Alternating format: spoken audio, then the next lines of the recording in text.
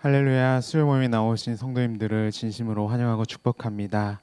이 시간 우리 사도신경으로 우리의 신앙을 고백하며 나아가겠습니다. 전능하사 천지를 만드신 하나님 아버지를 내가 믿사오며 그 외아들 우리 주 예수 그리스도를 믿사오니 이는 성령으로 잉태하사 동정녀 마리에게 나시고 본디오 빌라도에게 고난을 받으사 십자가에 못 박혀 죽으시고 장사한 지 사흘 만에 죽은 자 가운데서 다시 살아나시며 하늘에 오르사 전능하신 하나님 우편에 앉아 계시다가 저희로서 산자와 죽은 자를 심판하러 오시리라. 성령을 믿사오며 거룩한 공회와 성도가 서로 교통하는 것과 죄를 사하여 주시는 것과 몸이 다시 사는 것과 영원히 사는 것을 믿사옵나이다. 아멘. 우리 시간 우리 하나님께 우리의 마음을 다해 찬양으로 고백하며 나아가길 원합니다. 우리 다 같이 하나님께로 더 가까이 찬양하시겠습니다.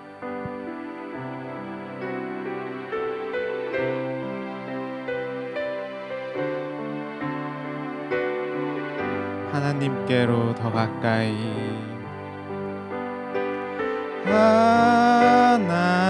하나님께로 더 가까이 갑니다. 고통 가운데 계신 주님 변함없는 주님의 크신 사랑 영원히 주님만을 섬기리. 하나님께로 더 가까이 하나님께로 더 가까이 갑니다. 고통 가운데 계신 주님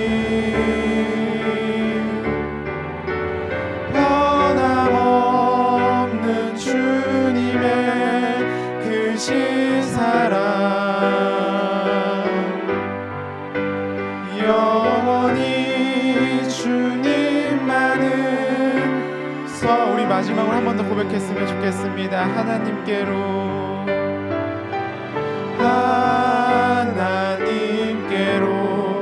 더 가까이 갑니다. 고통 가운데 계신 주님 변함없는 주님의 크신 사랑 영원히 주님만을 섬기리. 아멘. 우리 계속해서 찬양하며 나아갈 때에 우리의 마음을 아시고 우리의 상처를 아시며 우리를 사랑으로 감싸주시는 그 하나님의 사랑을 계속해서 찬양하길 원합니다. 우리 다 같이 아바 아버지 찬양하시겠습니다. 아바 아버지 나를 안으시고 바라보시는 아바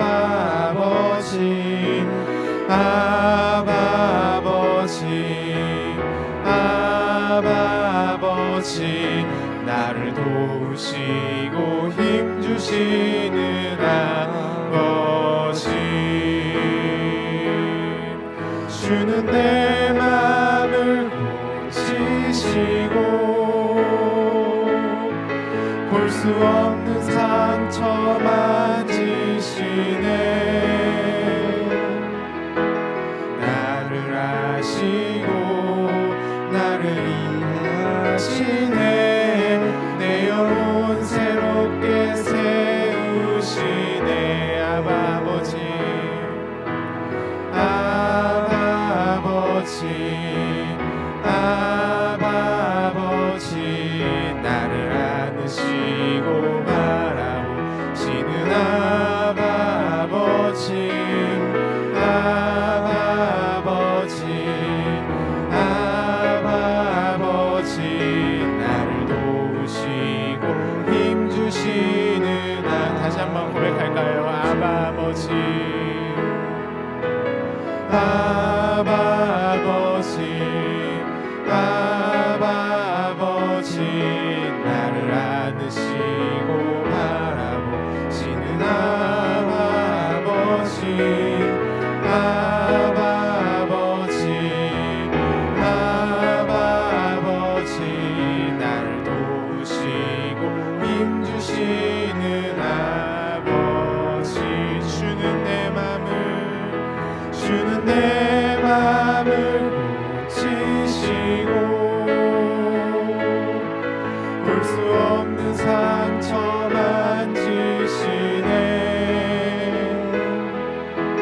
나를 아시고 나를 이해하시네. 내 영혼 새롭게 세우시는 하나님은 너를, 하나님은 너를 지키시는 자, 너의 우편에 그늘 대시니 낮의 해와 밤의 달도 너를 해치 못하리. 하나님은 너를, 하나님은 너를 지키시는 자, 너의 환난을 면케하시니 그가 너를 지키시리라. 너의 출입을 지키시리라. 눈을 들어 산을 보아라. 너의 도움 어디서 오나. 천지 지으신 너를 만드신 여호와께. 우리 다시 한번 찬양하겠습니다. 하나님은 너를, 하나님은 너를 지키시는 자, 너의 우편에 그늘 되시니 낮의 해와 밤의 달도 너를 해치 못하리. 하나님은 너를, 하나님은 너를 지키시는 자, 너의 환난을 면케하시니 그가 너를 지키시리라. 너의 출입을 지키시리라.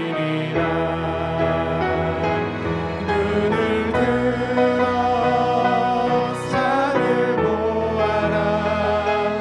너의 도움 어디서 오나. 천지 지으신 너를 만드신 여호와께. 우리 마지막으로 고백했으면 좋겠습니다. 눈을 들어, 눈을 들어 산을 보아라. 너의 도움 어디서 오나. 천지 지으신 너를 만드신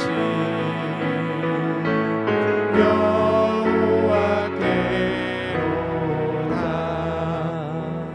올 시간 우리 모임을 위해 잠시 기도했으면 좋겠습니다. 하나님, 우리 모험 가운데 함께하여 주시고 이 시간을 통해 주님을 더욱 알아가고 주님의 사랑을, 주님의 은혜를 더욱더 알아가는 귀한 시간이 될 수 있도록 성령 하나님께서 이 시간 함께 해달라고 우리 다 같이 기도했으면 좋겠습니다. 우리 다 같이 기도하시겠습니다.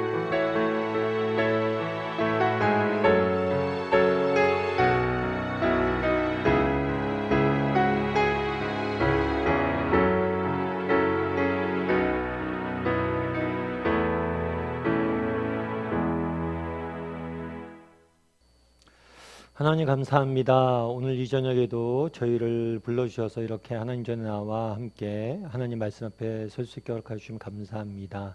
이 시간 정말 하나님 말씀을 통해서 우리 각 사람을 위로하여 주시고 또 하나님에 대해서 깊이 알아갈 수 있는 복된 시간이 될 수 있도록 주여 붙잡아 주시옵소서.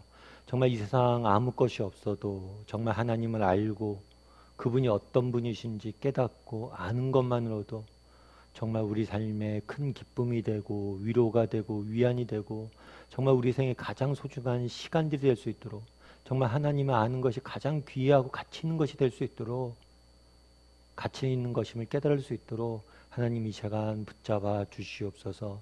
그래서 정말 하나님을 아는 지식 가운데 그 풍요로운 가운데 빠져들 수 있는 시간들이 되게 도와주시고 하나님을 다시 한번 깊이 만날 수 있는 시간들 될 수 있도록 주여 은혜를 다하여 주시옵소서. 또 하루 종일 세상에 지치고 상한 영혼들 하나님께서 이 시간 붙잡아 주셔서 그 영혼의 세임을 허락해 주시고 피곤한 육신을 붙잡아 주셔서 온전히 하나님 앞에 집중할 수 있는 시간들 될 수 있도록 주여 은혜를 다하여 주시옵소서. 오늘도 이렇게 귀한 시간 허락해 주시면 감사드리며 모든 말씀 예수님의 이름으로 기도드리옵나이다. 아멘. 오늘은 무조건 어떻게 믿나요? 그것은 너무 비이성적이에요. 라는 제목을 가지고 조금 나눠봤으면 좋겠습니다. 우리가 가끔 이런 이야기를 듣습니다. 기독교는 왜 무조건 믿으라고 말하죠? 그건 너무 비이성적이고 비합리적인 것 아닌가요? 의심이 생길 수도 있고 회의가 들 수 있지 않나요? 그리고 무엇을 믿든지 이성적으로 꼼꼼히 따져봐야 하지 않나요? 무턱대고 믿을 수는 없지 않을까요? 그런 비이성적인 종교라면 믿고 싶지 않아요. 이런 이야기를 합니다. 사실 교회 나오면 우리가 많이 듣는 얘기가 뭐냐면 믿으란 이야기예요. 그래서 사람들이 그런 생각을 할 수 있죠. 아니 믿기지도 않고 이해도 안 되는데 어떻게 저렇게 무조건 믿으라고 할까? 그리고 어떻게 저걸 이렇게 저렇게 무작정 믿을까? 기독교인들은 비이성적이고 비합리적인 존재인 것 같다. 이런 생각을 합니다. 하지만 그렇지가 않습니다. 왜냐하면 기독교도 역시 이성의 가치들을 소중히 여겨요. 그리고 기독교도 비이성적으로 비합리적으로 모든 것을 믿으라고 강요하진 않습니다. 기독교 역시 이성의 역할들을 존중해요. 다만 기독교는 이성의 한계를 인정하고 이성의 한계 가운데 하나님을 믿고 하나님을 바라도록 인도할 뿐입니다. 이 시간엔 저와 여러분이 함께 이성과 믿음의 관계에 대해서 조금 함께 살펴봤으면 좋겠어요. 그래서 비이성적이고 비합리적이다 신앙은, 기독교는 이 사실에 대해서 우리가 어떻게 바라보고 설명할 수 있을지에 대해서 몇 가지 이야기를 좀 나눠봤으면 좋겠습니다. 첫 번째로 이렇게 설명할 수 있을 것 같아요. 첫째로 기독교는 의심과 회의를 부정하지 않습니다. 다르게 표현하면 기독교 역시 의심이나 회의 그리고 이성의 역할들을 굉장히 존중한다는 거예요. 예를 들면 그런 게 있을 수 있죠. 의심도 여러 가지 의심이 있을 수 있는데 우리가 이 의심을 크게 세 가지로 나눌 수 있습니다. 첫 번째는 뭐냐면 지적인 의심이에요. 예를 들어서 하나님에 대해서 알고 싶은 거죠. 그런데 하나님에 대해서 잘 모르겠어요. 이해가 잘 안 돼요. 이해가 되지 않아서 의심이 들 수 있습니다. 이런 부분들에서 하나님 성경은 이게 죄라고 이야기하지 않아요. 이게 잘못이라고 이야기하지 않아요. 오히려 그것이 당연한 것이다. 자연스러운 것이다. 라고 말합니다. 사실 그렇겠죠. 인간은 어떤 존재예요? 인간은 하나님의 피조물이에요. 예를 들면 그런 거라고 그러더라고요. 개미 아시죠? 개미는 2차원에 존재한다고 그럽니다. 따라서 개미는 공간 감각이 없어요. 하지만 우리는 공간 감각이 있잖아요. 높이라는 개념이 있잖아요. 그래서 개미는 높이라는 개념이 없기 때문에 평면으로만 세상을 이해해요. 그렇지만 3차원에 사는 동물들은 높이라는 개념을 갖고 이해를 합니다. 개미가 어떻게 3차원에 있는 동물을 이해하겠습니까? 마찬가지죠. 인간이 이 세상 모든 만물을 지으신 하나님을 온전히 이해한다는 것은 불가능해요. 그렇기 때문에 우리가 이해하려고 노력을 하지만 이해하지 못하는 부분이 있을 수 있어요. 그래서 우리가 의심이 들 수 있습니다. 이 부분에 대해서 성경은 부정하지 않아요. 그럴 수 있다라고 이야기합니다. 그래서 때로는 우리가 지식적으로, 지적으로 이 의심이 들 수가 있어요. 그런 것들에 대해서 이것은 굉장히 자연스러운 일이었던 것 같아요. 저도 마찬가지죠. 저도 고등학교 때까지 열심히 신앙생활을 하다가 대학교 때는 교회를 떠나 있었어요. 그때 여러 가지 기독교에 대한 의문들이 있었어요. 궁금한 점들이 많았어요. 하나님 왜 세상을 이렇게 지었을까? 왜 하나님이 이렇게 행동하실까? 왜 하나님은 인간에 대해서 이렇게 대하실까? 이런 의문들이 있었어요. 그런데 지금 제가 목사가 된 다음에 지금 내린 결론은 뭐냐? 제가 젊은 날 궁금했던 것, 의심했던 것, 그것이 다 성경에 답이 있어요. 다만 내가 몰랐을 뿐입니다.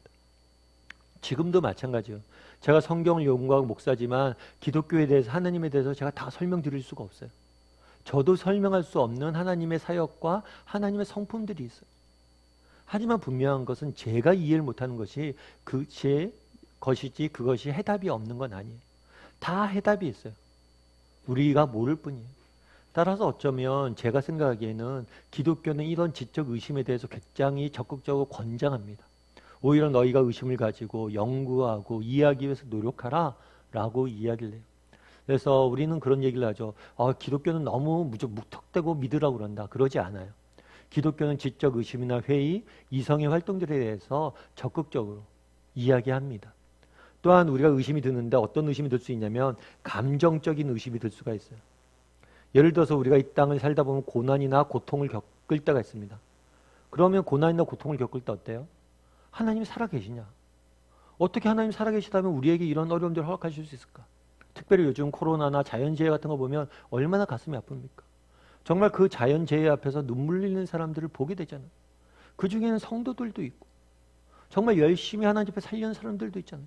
그럼에도 불구하고 그들에게 자연재해나 이런 것들이 그냥 지나가지 않아요. 그런 걸 보면 우리 속에 답답하죠. 정말 하나님이 다 살아계실까? 이런 의심이 듭니다. 그런데 이건 역시도 당연하다고 생각을 해요. 기독교에는 이런 의심에 대해서 부인하지 않습니다. 이런 의심이 들 수 있다라고 이야기를 해요. 그렇지 않겠습니까? 그런 의심이 안 된다면 그건 사람이 아니겠죠. 감정이 있다면 우리는 이런 의심이 들 수밖에 없습니다. 그런데 한 가지 기억할 것이 있어요. 이 감정은 변한다는 거예요. 우리가 형제들 간에도 그런 경우가 있죠. 막 우리 자녀들도 보면 둘이 맨날 싸웁니다. 맨날 싸우고 마치 원수처럼 싸워요. 그런데 정말 어려운 일이 있거나 동생이 아프면 뭐예요? 언니가 동생을 돌보죠. 형이 동생을 위해서 희생하죠. 죽을 것처럼 싸우지만 진짜 그 내면 깊이에는 사랑이 담겨져 있으면 우리가 아는 거예요. 우리가 감정적으로 다툼이 있을 때는 서로 사랑하지 않는 것 같지만 궁극적으로 우리가 서로 사랑하는 걸 알게 돼 있습니다. 그래서 때로는 신앙생활을 하다 보면 아니면 때로는 그냥 이런 감정적인 의심들이 들 수가 있습니다. 그런 부분들에 성경은 부인하지 않아요. 그런데 이 의심 가운데 성경이 부정하는 의심이 있어요. 그것은 의지적 의심이에요. 이거는 불신이라고 이야기하는 거예요. 일부러 의도적으로 하나님을 거부하고 하나님으로부터 멀어지고 하나님을 부인하는 행위에 대해서는 성경은 경고합니다. 우리가 정말 하나님에 대해서 알고 싶어요. 하나님을 배우고 싶어요. 그런데도 이해가 잘 안 돼요. 그래서 의심이 들 수 있습니다. 내가 하나님 잘 믿고 싶어요. 그런데 사는 게 너무 힘들어서 의심이 들 수 있습니다. 이런 것들을 다 인정을 해요.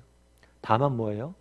하나님에 대해서 의도적으로, 의지적으로 부인하는 것들은 성경은 경고를 해요. 왜요?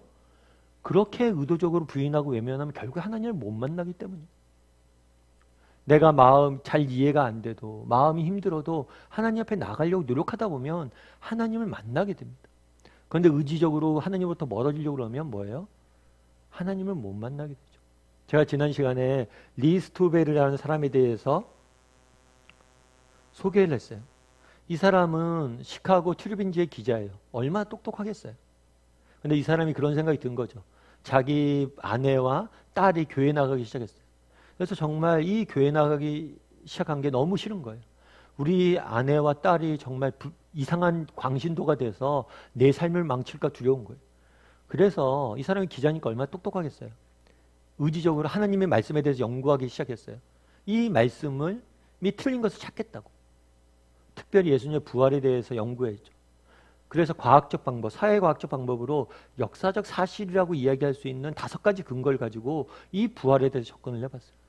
그러다가 뭘 했어요? 하나님을 만나게 됐어요. 연구하다 보니까 뭐가 되는 거예요?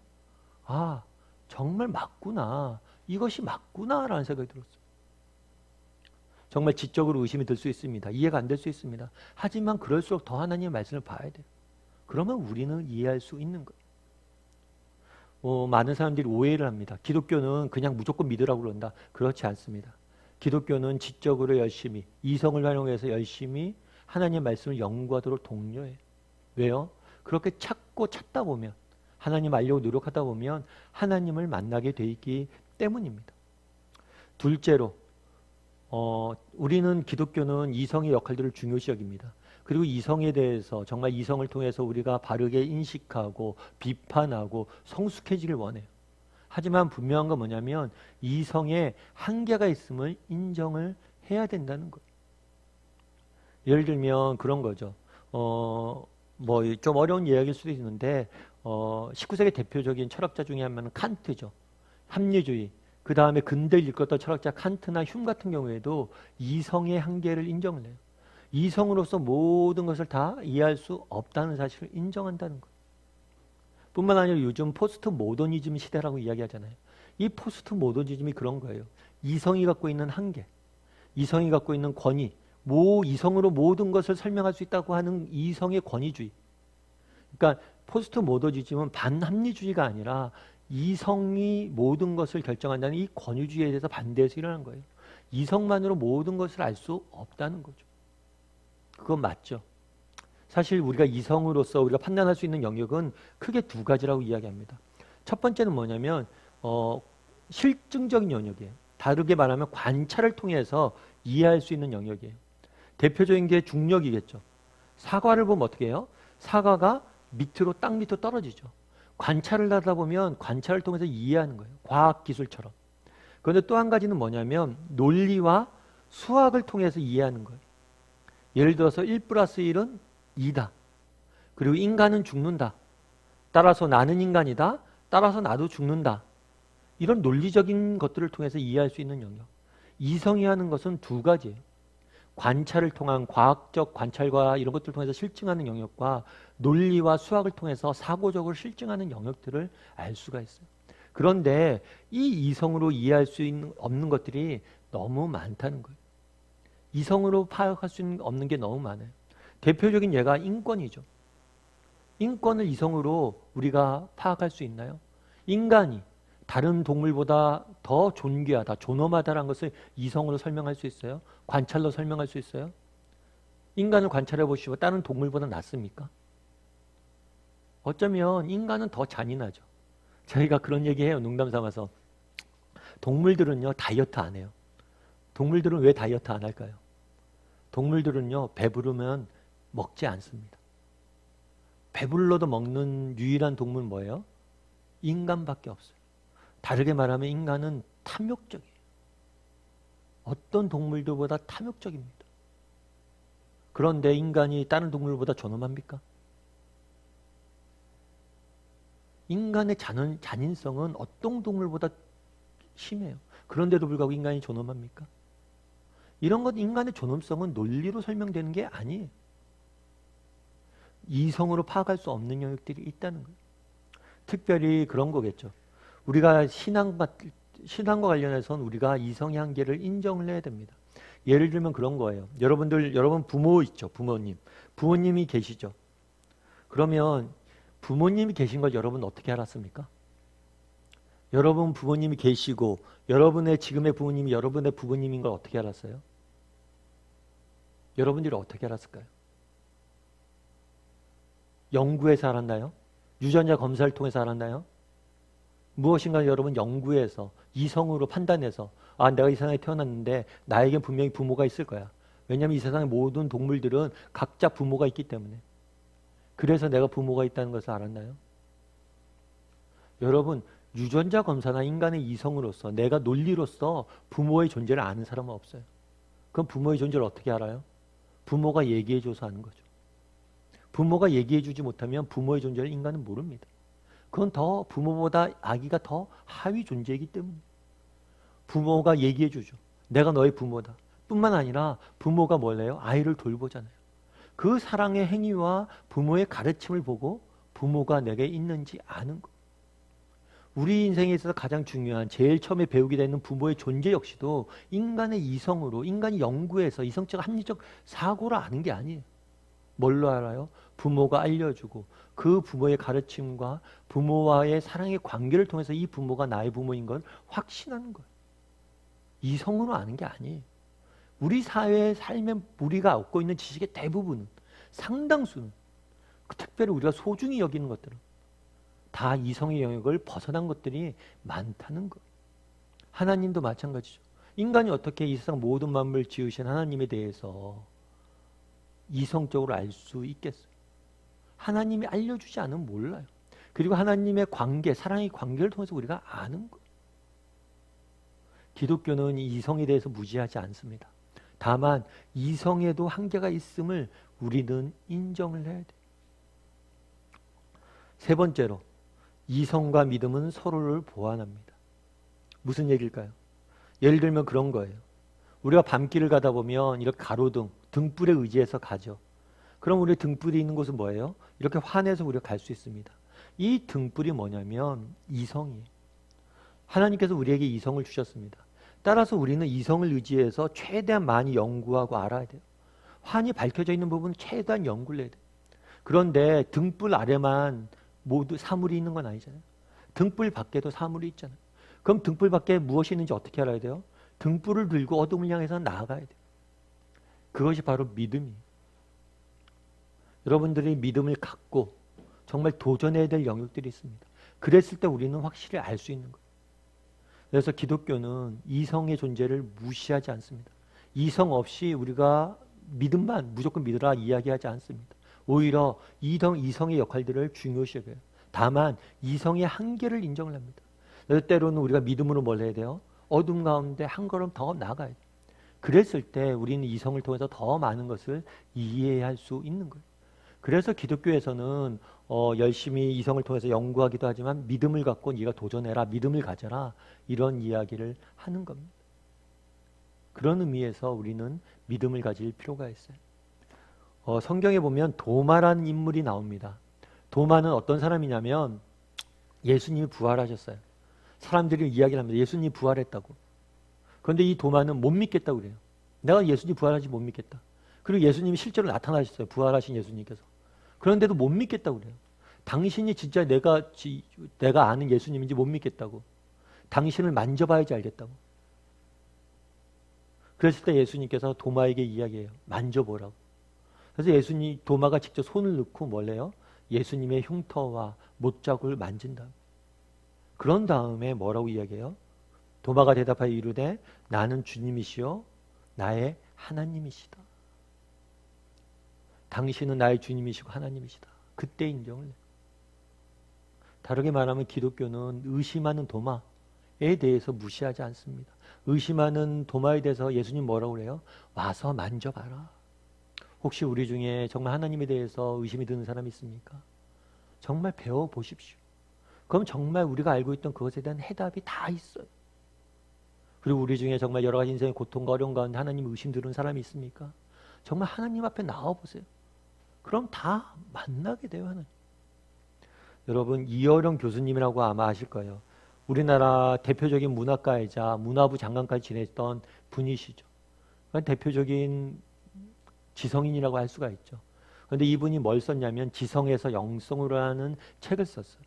이분은 철저한 무신론자예요. 철저하게 하나님 안 믿던 사람이에요. 그런데 이분에게 딸이 한 명 있었어요. 이 딸이 미국에 가서 이민아 씨라고 미국에 가서 유학을 해서 똑똑하게 공부를 잘했어요. 그래서 미국에 유학을 가서 성공하고 또 로펌에 미국 변호사 자격증을 따서 로펌에 취직을 하고 그래서 성공하고 인정받는 삶을 살고 있었어요. 그런데 이어령 씨의 표현에 의하면 어느 날부터 이 딸이 이상해지더래요. 갑자기 미국에 가서 교회를 다니기 시작했는데 맨날 교회 이야기를 그렇게 하더래요. 슬슬. 그래서 이상하다. 딸이 변했네라고 이야기하고 있었습니다. 생각하고 있었습니다. 그런데 어느 날 딸이 문제가 생겼어요. 뭐냐면 갑상선 암이 걸렸어요. 그래서 치료를 받았어요. 그런데 이 암이 재발하고 결국에 항암 치료를 했어요. 그리고 전이를 했어요. 이렇게 쭉 암 치료를 하다가 나중에는 완치 판정을 받았습니다. 그럼에도 또 불구하고 또 암이 재발하고 계속해서 이렇게 암으로 인해서 고통을 겪어야 했어요. 뿐만 아니라 이면아 씨의 아들이 한 명 있었는데 네 자녀 중에서 둘째 아들이 ADHD라는 정서결핍증에 걸렸어요. 그래서 이 아들이 엄청나게 고통을 겪었어요. 이 모습들을 본 거예요. 그런데 재미있는 건 뭐냐면 이 사람이 이어령 교사 나중에 뭐라고 이야기했냐면 이렇게 이야기했어요. 딸이 암에 걸려 병원에서 수술을 받고 있을 때 ADHD로 손자가 학교를 제대로 다니지 못해 매일 밤 울며 지낼 때 지상의 아버지가 주지 못한 그 이상의 사랑과 보살핌으로 내 딸을 구해주신 그분은 어떤 분이신가 라는 생각이 들어 처음으로 마음을 열게 되었습니다. 정말 철저한 무신론자였어요. 그런데 우리 딸이 정말 고통에 정말 고난의 심연을 겪어요. 그런데도 그 고난 중에도 뭐라고 이야기하는 거예요? 하나님이 나를 돌보시고 사랑으로 안아주신다. 그렇게 늘 고백을 했던 거예요. 그래서 내가 지상의 아버지인데 나도 이 딸을 이렇게 사랑하지 못하고 이렇게 돌보지 못하는데 도대체 우리 딸이 만난 하나님 누굴까? 라고 궁금해져서 그때부터 진짜 진지하게 하나님에 대해서 배우고자 했던 거예요. 그래서 내린 결론이 뭐냐면 지성에서 영성으로. 내가 그동안 알았던 지성, 붙잡고 있던 지성 너머에 영성이 있다는 걸 깨달았다는 거죠. 많은 사람들이 기독교는 비이성적이라고 이야기합니다. 하지만 기독교는 그렇지 않아요. 기독교는 이성의 역할들을 충분히 존중을 합니다. 오히려 더 열심히 이성을 활용을 해서 하나님을 알아가라고 이야기를 해요. 다만 이성의 한계가 있음을 인정을 하고 이성과 믿음이 보완을 이루어서 하나님을 더욱더 깊이 알아가라고 말합니다. 우리 중에도 혹시라도 하나님의 의심드는 사람이 있습니까? 믿음이 흔들리는 사람이 있습니까? 하나님 앞으로 나가세요. 정말 그분에게 마음을 열고 더 그분을 알고 싶습니다. 하나님 더 알고 싶고 더 배우고 싶고 더 가까이 나가고 싶습니다. 고백해보세요. 그러면 하나님 정말 그동안 정말 하나님을 만났던 많은 사람들 고백처럼 정말 하나님이 만나주시고 여러분들을 위해서 일해 주실 것입니다. 그런 믿음을 갖는 우리 다음에 식구들이 되길 바라고요. 이 시간 우리 함께 찬송했으면 좋겠는데요. 우리 예수 가장 귀한 그 이름 찬양했으면 좋겠습니다. 정말 우리가 하나님 앞에 나갔을 때 그분은 우리의 기도를 들으시고 우리의 손을 잡아주실 것이고 우리가 하나님 앞에 나갔을 때 그분은 정말 우리의 고통을 안아주시고 우리가 하나님 앞에 나갔을 때 우리를 만나주시고 우리를 정말 참된 사랑과 기쁨의 관계로 인도해 주실 겁니다. 그런 믿음을 가지고 내게 그런 믿음을 달라고 하나님 앞에 나갈 수 있는 믿음을 달라고 이 시간 함께 고백했으면 좋겠습니다. 같이 고백하도록 하겠습니다. 예수 가장 귀한 그 이름 예수 언제나 기도 들으사 오 예수 나의 손 잡아주시는 가장 귀한 그 이름 예수 찬양하기 원하네. 예수 찬양하기 원하네. 예수 처음과 나중 되시는 오 예수 날 위해 고통 당하신 가장 귀한 그 이름 예수 왕의 왕이 되신 주 예수 왕의 왕이 되신 주 예수 당신의 끝없는 사랑 오 예수 목소리 높여 찬양해 가장 귀한 그 1절 다시 한번 고백합니다. 예수 가장 귀한 그 예수 가장 귀한 그 이름 예수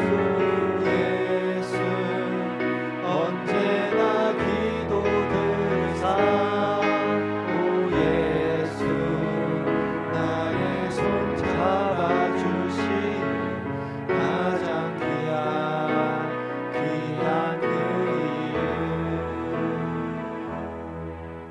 이름. 두 번째 살펴보길 원하는 것은 기독교인은 너무 불의해요 라는 주제를 가지고 좀 살펴봤으면 좋겠습니다. 우리가 가끔 이런 이야기를 들을 때가 있어요. 교회를 다니면 다른 사람보다 도덕적으로나 인격적으로 나아야 하는 거 아닌가요? 교회 다니는 사람들이 인격적으로나 도덕적으로 문제가 더 많은 이유가 뭐죠? 그리고 왜 교회 지도자는 그렇게 많은 부정과 불의를 저지르죠? 어떻게 그런 사람들 믿고 따를 수가 있어요? 그런 사람들이 모여있는 곳이라면 안 가는 게 낫지 않나요?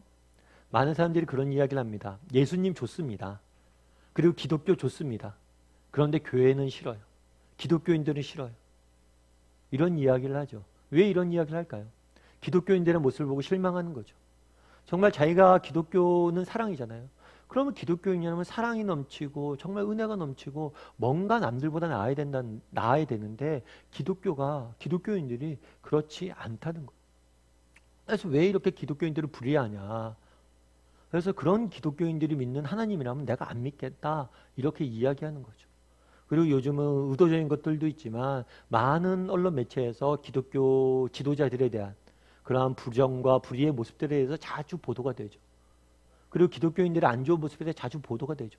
그런 모습들을 보게 되니까 자주 등장하다 보니까 많은 사람들이 뭐라는 거예요? 기독교에 대해서 회의를 느끼게 되고 교회를 떠나는 경우들이 많습니다. 그렇다면 이에 대해서 우리는 어떻게 봐야 될까요? 정말 기독교인들의 불의한 이 모습에 대해서 우리는 어떻게 봐야 될까요? 물론 정말 기독교인들 먼저 반성을 해야 됩니다. 우리가 정말 우리 안에 있는 이런 부정된 모습과 불의한 모습들이 있다면 그것은 정말 저희가 반성을 해야 돼요. 그럼에도 불구하고 이 불의하다는 이야기에 대해서 우리는 조금 더 깊이 살펴볼 필요가 있어요. 먼저 첫 번째로 우리가 기억해야 될 건 뭐냐면 기독교가 타락할 수 있다는 점과 타락했다는 점은 다르다는 거예요. 예를 들면 그런 거죠. 여러분 오늘날 대부분의 사회는 민주주의를 소중히 여깁니다. 다르게 이야기하면 민주주의를 가장 이상적인 정치 형태로 보고 있어요. 그래서 많은 사람들이 민주주의를 추구하는 거 아니겠어요? 그래서 북한 같은 경우에도 조선인민민주주의공화국이잖아요. 북한도 민주주의를 이름을 걸고 있어요. 그만큼 민주주의에 대해서는 다들 소중히 여깁니다. 그런데 민주주의는 악용될 수도 있죠. 뭐로 악용될 수 있어요? 다수결의 횡포를 부릴 수가 있죠. 다수만 차지하면 소수자의 의견들에 대해서 압살할 수 있어요. 그렇다면 민주주의가 다수결의 횡포라는 위험성이 있기 때문에 그리고 때로는 다수결의 횡포로 인해서 민주주의로 인한 잘못된 일들이 나왔기 때문에 민주주의가 잘못된 건가요? 민주주의가 다수결의 횡포라는 위험에 빠질 수 있지만 그렇다고 해서 민주주의가 나쁜 건 아닙니다. 과학기술도 마찬가지죠. 과학기술이 꼭 좋은 걸까요? 과학기술이 좋은 점도 있죠. 과학기술로 인해서 우리는 많은 풍요로움을 느낍니다. 그런데 과학기술이 가져온 폐해도 있죠. 예를 들면 어떤 거예요? 전쟁 무기로 사용되는 경우도 있죠. 그 다음에 자연환경을 파괴합니다. 요즘 우리나라가 장마가 굉장히 길잖아요. 그래서 사람들이 그런 얘기를 하더라고요. 이제 우리나라 기후가 바뀌었다고. 장마가 아니라 이건 우기라고. 이 우기를 떠나서 이거는 기후 변화라고.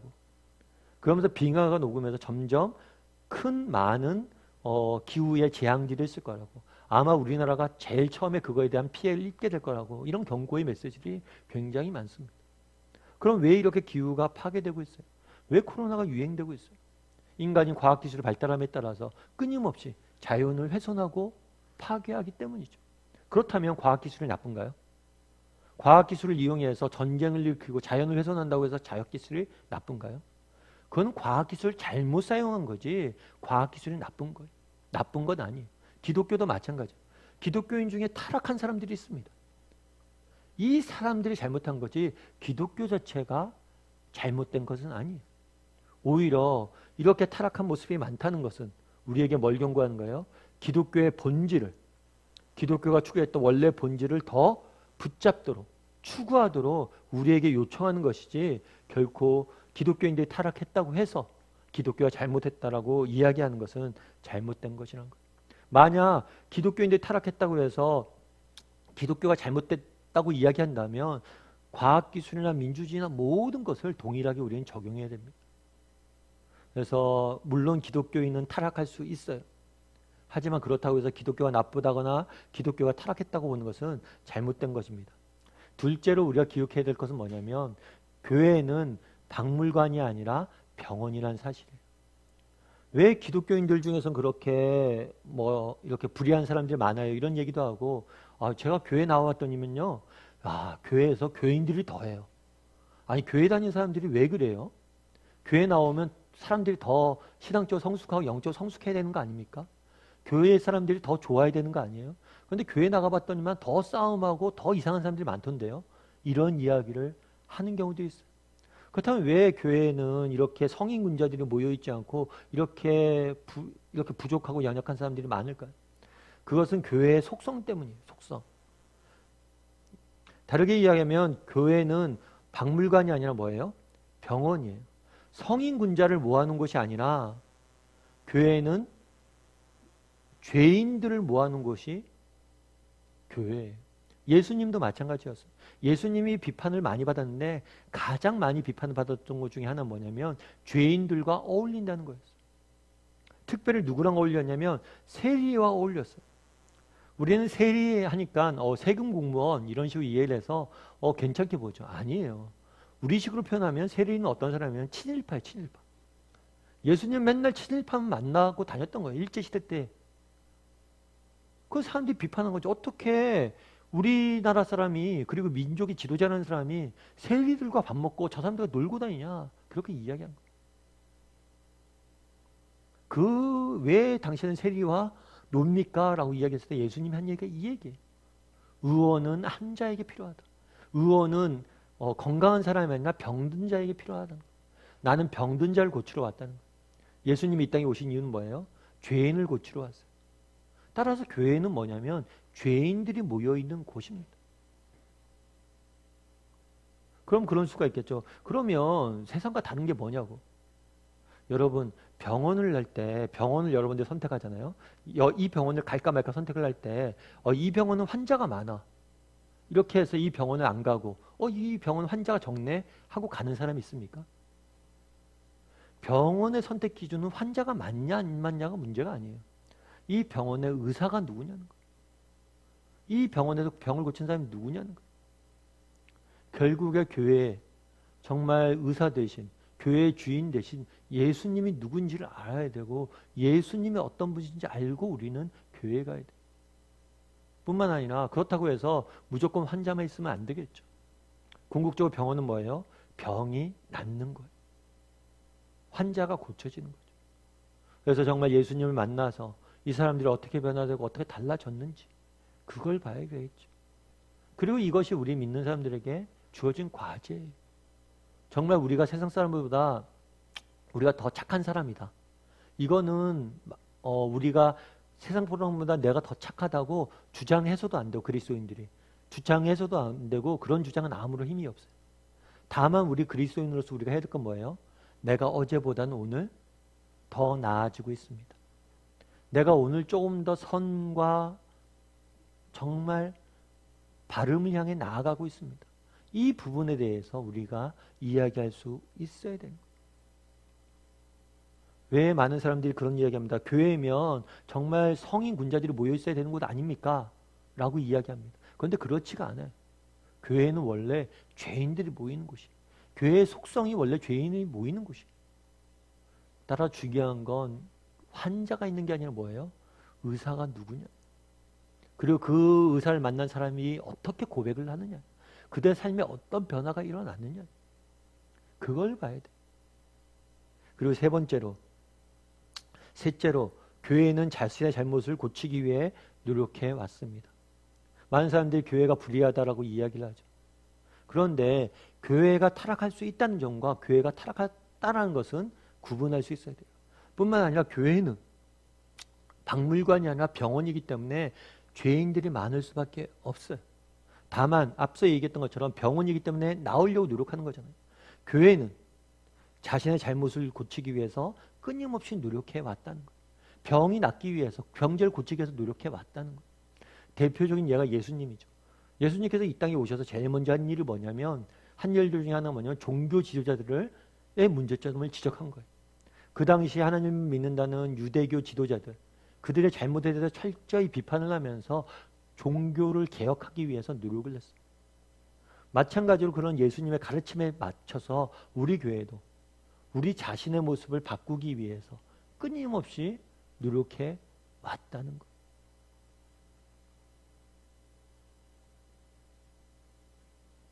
그것이 중요합니다. 많은 사람들이 이야기합니다. 교회는 왜 이렇게 불의한 사람들이 많냐? 물론 교회에도 죄인들이 있어요. 교회인이라고 해서 세상 사람들과는 낫진 않습니다. 하지만 중요한 것은 교회는 끊임없이 교회에 예수님을 만난 사람들은 끊임없이 자신의 잘못을 보고 그것을 고치려고 노력해 왔다는 것. 교회의 역사는, 기독교의 역사는 그렇게 해 왔어요. 사실 요즘 그런 생각들이 좀 많이 들어요. 우리가 이제 가끔 코로나로 인해서 그런 이야기를 하잖아요. 코로나로 인해서 우리가 뭐 어떤 교회는 현장 예배 드리고 어떤 교회는 온라인으로 하고 이렇게 여러 가지 교회들이 있습니다. 그런데 카톨릭이나 이런 데는 이렇게 뭐라 그럴까, 카톨릭은 하나예요. 하나라서 중앙 카톨릭에서 이렇게 해. 그러면 모든 교회들이 다 그렇게 합니다. 모든 카톨릭 성당들은 다 그렇게 해요. 그런데 교회는 개교회주의를 추구를 해요. 그렇기 때문에 교회마다 다 다른 목소리를 내고 교회마다 다 모습이 달라요. 그래서 많은 사람들이 그런 이야기를 합니다. 교회는 왜 이렇게 분열되어 있냐? 왜 소리가 다 다르냐? 그렇게 이야기하는데 저는 개인적으로 그런 생각이 들어요. 그렇게 교회마다 다른 소리를 낸다는 건 굉장히 중요한 자기 정화의 효과가 있어요. 예를 들어서 한 목소리만 낸다면 그 목소리를 내는 사람이 잘못된 길로 가잖아요. 그럼 모두가 잘못된 길로 갑니다. 그런데 교회는 끊임없이 다양한 목소리를 포용하게 되어 있어요. 다양한 교회들이 다양한 이야기를 냅니다. 그걸 통해서 자기 정화를 하는 거예요. 서로가 이 무엇이 옳은지 계속해서 판단을 하는 거예요. 그러면서 교회가 스스로 교회의 모습들을 고쳐 나가는 거예요. 로드니 스타크는 이런 이야기를 했습니다. 이 역사학자인데 이런 얘기를 했어요. 어떤 얘기를 하냐면, 웬만하면 부정하고 싶지만 로마 제국이 망하자마자 기독교 신학의 노예제에 반대하는 교류가 등장하기 시작했고, 결국 기독교에 대한 유럽에서는 주변부만 남기고 노예가 사라지게 되었다. 또한 신세계의 노예제 폐지 역시 기독교인의 손에 의해 시작되었고 또 성취되었다. 무슨 얘기일까요? 많은 사람들이 그런 얘기를 합니다. 기독교인들이 저지른 범행을 보라고. 그래, 좋다. 기독교인들이 내부로 썩든 말든 상관없는데 기독교인들이 이 사회에 얼마나 악을 행하냐. 지금도 그런 얘기하죠. 기독교인 때문에 우리가 너무 죽겠다. 폐해를 입는다. 물론 맞아요. 기독교인들이 세상에 안 좋은 영향들을 줬던 적도 있습니다. 하지만 기독교는 자정 능력이 있어요. 어쩌면 기독교도 어떤 제국주의나 식민주의에 앞장서 나갔던 적이 있을 수 있어요. 하지만 기독교는 이런 것들을 스스로 정화해서 고쳐 나갔던 거예요. 노예제도 마찬가지죠. 어쩌면 노예제에 기독교가 찬성했던 시기도 있을 수 있습니다. 하지만 세상의 노예제, 제가 지난번에 한번 말씀드렸지만 그 당시 노예제가 없어질 때는 노예제가 세계 경제의 3분의 1을 움직였어요. 그런데 그것이 어떻게 없어졌는지 역사의 수수께끼라고 그래요. 그런데 그 노예제가 없어지는 게 된 유럽과 미국에서 없어지는 결정적인 계기를 했던 사람들은 다 기독교인들이에요. 기독교인들이 그걸 앞장서서 없앴다는 거예요. 우리나라도 마찬가지죠. 우리나라 초창기에 기독교가 이 땅에 보급됐습니다. 많은 사람들이 기독교가 제국주의에 노예가 됐다고 이야기를 해요. 그런데 그렇지 않아요. 초창기에 기독교가 우리나라에 보급되고 기독교인들 많은 사람들이 존경을 받았습니다. 그래서 뭘 하는 거예요? 존경을 받아서 어떤 사람은 교회를 안 다닌데도 불구하고 자기가 교회 다닌다고 얘기할 정도로 존경을 받았어요. 그래서 그 당시에 기독교인이 3%밖에 안 됐는데 우리가 한일 독립선언문을 했을 때 33인 국민 대표 중에서 3분의 1이 기독교인이었어요. 소수의 기독교인이었지만 철저히 일제로부터 국가를 구원하는데 앞장섰던 사람이 기독교인들이었어요. 어떻게 이렇게 될 수 있었습니까? 자기 정화 능력이 있었기 때문이에요. 많은 사람들이 요즘 그런 얘기를 하죠. 야, 기독교인이 왜 그러냐? 기독교인이 왜 저러냐? 그런데 재밌는 건 있잖아요. 그런 표현들이 있어요. 어떤 사람이 잘못을 했잖아요. 잘못을 했는데 야, 저는 절에 다니면서 쟤는 왜 저러냐? 이런 얘기 한 경우가 있나요? 쟤는 경상도 사람인데 왜 저러냐? 이런 얘기하는 경우가 있나요? 그런 경우는 없어요. 왜요? 그런 건 기준이 안 돼요. 그런데 쟤는 왜 기독교인인데 교회 다니면서 왜 저러냐? 이런 얘기하는 이유는 뭐예요? 교회에 대한 기대감이 있기 때문에. 많은 사람들이 기독교인들이 교인들이 도덕성이 더 떨어진다고 이야기하는데 그렇지 않아요. 왜 교회 다니는데 저러냐? 이런 이야기를 한다는 것은 교회 다니는 사람들에 대한 기대가 있기 때문에. 이 기대는 어디서 생겼냐는 거예요. 그동안의 경험에서 생긴 거죠. 기독교에 대한 교회를 다니는 사람들에 대한 경험에서 생긴 거예요. 많은 사람들이 기독교인들은 불의하다라고 이야기를 합니다. 그런데 이 주장에 대해서 우리가 첫 번째로 기억할 건 뭐예요? 정말 기독교가 타락할 수 있다는 것과 기독교가 타락했다는 것은 구분할 수 있어야 됩니다. 뿐만 아니라 교회는 박물관이 아니라 병원이에요. 그래서 중요한 건 의사가 누구냐는 거예요. 그 의사를 만났던 사람이 무엇이라고 고백하느냐. 그런데 의사를 만났던 사람이 무엇이라고 고백합니까? 세리가 자신의 재산을 팔고 정말 자신의 잘못을 누이치고 새롭게 되려고 노력하는 게 교회예요. 교회는 기독교인들은 끊임없이 자기 정화를 위해서, 비록 기독교인들 실수할 수 있고 넘어질 수도 있지만 자기 정화를 위해서 노력해왔고 그렇게 되어져 왔습니다. 그래서 때로는 기독교가 흙탕물처럼 어두워진 적도 있지만 곧바로 자기 정화를 통해서 깨끗해져서 세상의 빛과 소금의 역할들을 감당해 왔던 것입니다. 지금도 그런 과정이 있고. 그래서 우리 중에서 혹시라도 사람들에게 실망을 했습니까? 정말 내가 사람들에게 마음이 상처를 입고 실망을 했습니까? 그런데 예수님은 그런 사람을 모아서 일하시는 분이세요.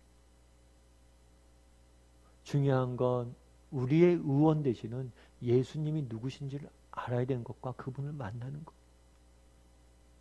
그리고 그분을 만나고 우리의 삶 가운데 내가 변화되는 것. 바라기는 우리 다음에 식구들이나 혹시라도 정말 사람들, 교회 다니는 사람들에게 실망받은 사람이 있다면 우리의 초점을 예수님에게 맞춰봤으면 좋겠어요. 그리고 예수님을 만난 사람들이 어떻게 자기 정화의 노력들을 하고 있는지를 귀 기울여 봤으면 좋겠어요. 그리고 함께 그 예수님을 만나서 정말 함께 그 예수님이 주시는 그 빛을 보고 그 빛을 세상에 비출 수 있는 사람들이 되었으면 좋겠습니다. 그런 소망을 갖고 또 살아갈 줄 아는 우리 다음의 식구들이 되기를 주님의 이름으로 소원합니다. 우리 아버지 당신의 마음이 함께 찬양했으면 좋겠는데요. 정말 우리 교회의 주인 되신 예수님을 우리가 만나고 그분에 대해서 알고 정말 그분을 닮아가는 사람들이 되겠다는 고백을 담아서, 그래서 우리를 통해서 우리 선조들이 그러했던 것처럼 정말 얼마나 우리 선조들의 믿음이 좋았으며 내가 예수를 믿지 않는데도 불구하고 자기가 교인이라고 이야기하겠어요. 그만큼 세상에 덕이 되어지고 모범이 되어지는 사람이 될 수 있었으면 좋겠어요. 그걸 위해서 정말 하나님을 닮아가겠다는 마음을 담아서 우리 이 시간 아버지 당신의 마음이 함께 찬양하도록 하겠습니다.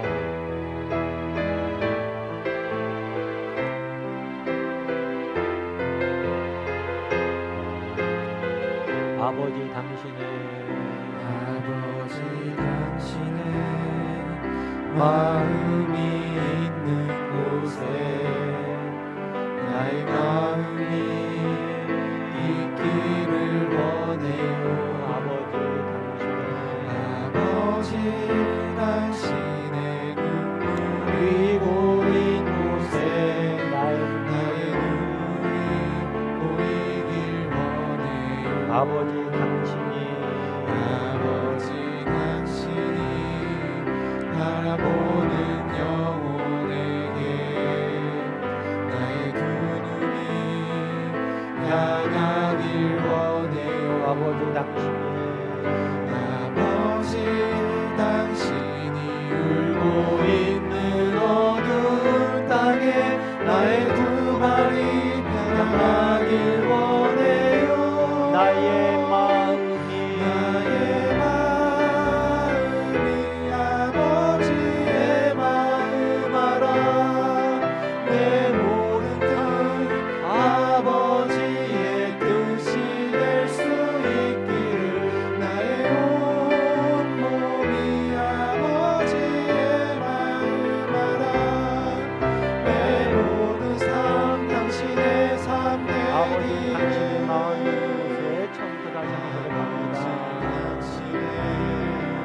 마음이 있는 곳에 나의 마음이 있기를 원해요. 아버지 당신의 눈물이 고인 곳에 나의 눈물이 고이길 아버지 당신이 바라보는 영혼에게 아버지 당신이 바라보는 영혼에게 나의 두 눈이 향하길 원해요. 아버지 당신이 울고 있는 어두운 땅에 나의 두 발이 향하길 원해요. 나의 마음이 아버지의 마음 알아. 내 모든 뜻 아버지의 뜻이 될 수 있기를 나의 온몸이 아버지의 마음 알아. 내 모든 삶 당신의 삶 되기를. 이제 우리 함께 기도했으면 좋겠습니다. 함께 기도하실 때 오늘 말씀 기억하면서 기도했으면 좋겠습니다. 때로는 이 땅을 살다 보니 하나님에 대해서 의심이 들 때가 있습니다. 정말 하나님에 대해서 알고 싶은데 잘 이해가 안 될 때가 있습니다. 왜 이러한 일들을 허락하셨는지 이해가 안 될 때가 있습니다. 그리고 우리의 믿음이, 마음이 흔들릴 때가 있습니다. 정말 그게 정상이지 않겠습니까? 그런데 중요한 건 그때라도 하나님 앞에 나아가는 겁니다. 하나님 앞에 가까이 나아가는 겁니다. 그랬을 때 하나님께서 알려주실 것입니다. 자신의 모습을 드러내 주실 거예요. 우리로 하여금 알게 해주실 거예요. 하나님, 내가 좀 더 하나님에 대해서 알길 원합니다. 하나님에 대해서 좀 더 이해하길 원합니다. 그러려고 우리가 이 수요 모임하는 거고 아침 묵상하는 거고 주일 예배 드리는 거 그렇게 쓰는 거 아니겠습니까? 내가 하나님에 대해서 더 깊이 알아가고 닮아가는 사람이 되게 해달라고 기도했으면 좋겠습니다. 특별히 오늘 배운 것처럼 세상은 끊임없이 우리 기독교인이 불의하다라고 이야기합니다. 물론 그럴 때도 있습니다. 물론 그런 사람들도 있습니다. 하지만 우리에겐 정화의 힘이 있습니다. 왜냐하면 우리에게 성령님이 계시기 때문입니다. 우리에겐 하나님의 아들의 영이 있기 때문입니다. 성령이 우리를 새롭게 해줄 겁니다. 성령이 우리를 변화시켜 주실 것입니다. 정말 내가 그 성령님을 의지함으로 정말 그리스도 안에서 새로워지는 사람이 되게 해달라고. 정말 그래서 우리가 세상보다 내가 낫습니다 라고 이야기 못하겠지만 내가 예수님을 만난 다음에 이렇게 변화되었습니다 라고 고백하는 사람들이 되게 해달라고. 이 시간 오늘 말씀 기억하면서 정말 내가 더욱더 하나님을 깊이 알아가게 해달라고, 그리고 예수님을 만난 이후에 내 삶이 변화되어지는 그런 은혜를 맛보게 해달라고, 성령의 은혜를 맛보게 해달라고 이 시간 함께 기도했으면 좋겠습니다. 또한 기도하실 때 나라 민족을 위해서 기도했으면 좋겠습니다.